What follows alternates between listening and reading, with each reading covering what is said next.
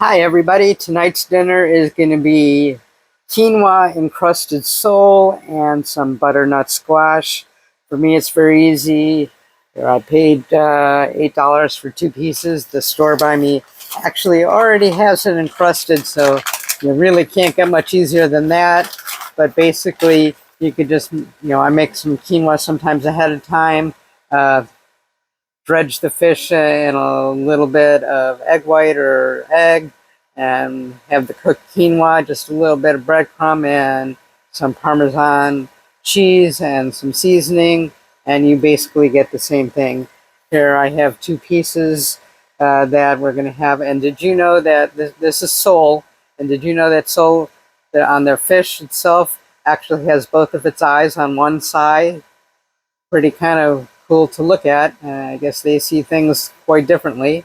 And quinoa actually has quite a bit of protein in it. It has about 9 grams of protein in a serving. Obviously, this isn't a whole serving, but quinoa is very good because it's a very complex carb part of it, and it does have protein, so it is a pretty healthy option for you.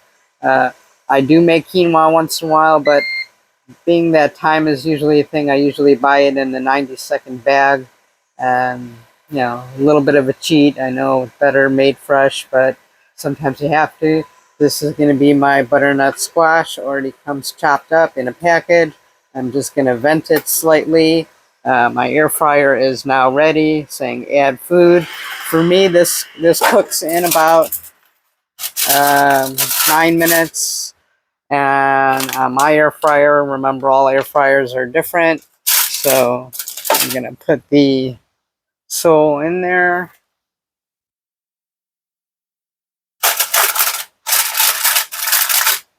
And let it do its thing.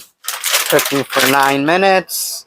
And then I'm going to grab my just a little bit vented butternut squash.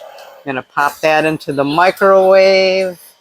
I'm going to cook that for between 5 and 6 minutes. I think I'll go for 6 minutes. And basically in 8.5 minutes, I'm going to have quinoa encrusted sole with some butternut squash. I just like the squash same. I don't know, I have a little bit of leftover cucumber salad, so I might have some of that also because that's very good for hydration. Has a lot of water in it.